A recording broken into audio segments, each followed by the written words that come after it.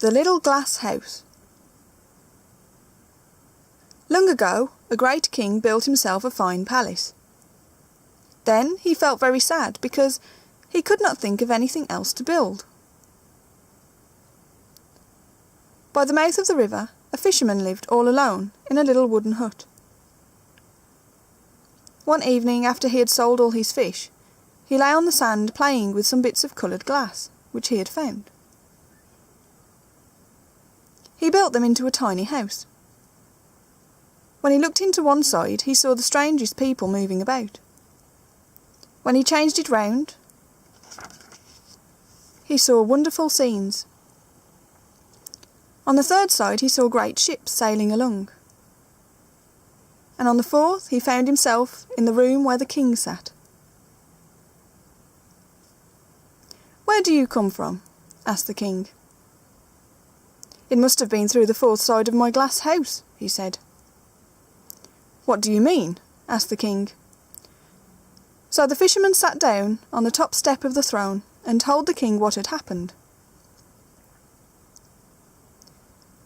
"It must be a wonderful house," said the king.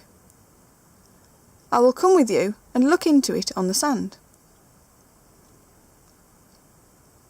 They slipped very quietly out of the palace and made off as fast as they could to the fisherman's hut. The pieces of coloured glass were still lying on the sand. "The first side is full of people walking about," said the fisherman. The king looked at it. "Why, I know them all," he laughed. They looked into the second side, and there stood a giant mountain that nobody had ever climbed. Then a dusty, hot desert came in its place. After that, there was nothing but sea. "It is all the places in the world where nobody ever goes," said the fisherman. They tried the next side. "Ah," he said, "I like this. It is my own boat, the Flying Fish. We will sail away in it." The king had never been in such a small boat before, but he sat in the bottom and obeyed the fisherman's orders.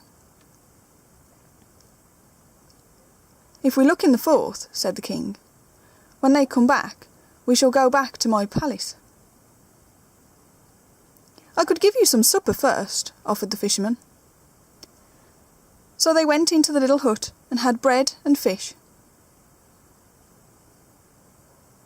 "Perhaps you could build a glass house like the little one outside," said the fisherman. But the king shook his head.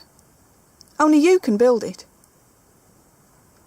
I will try to move this one so you can look into it when you like."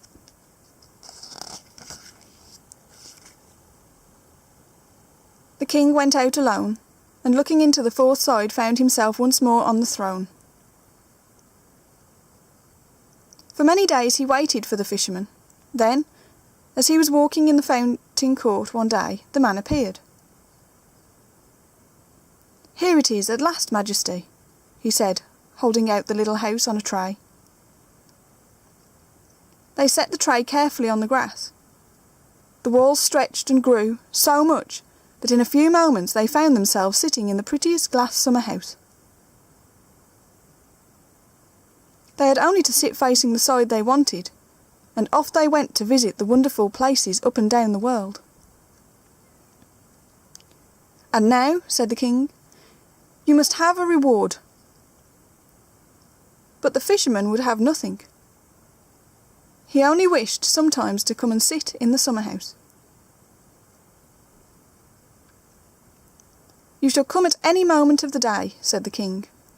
"We will often go journeys together, but when it comes to sailing, the flying fish, I will leave that to you."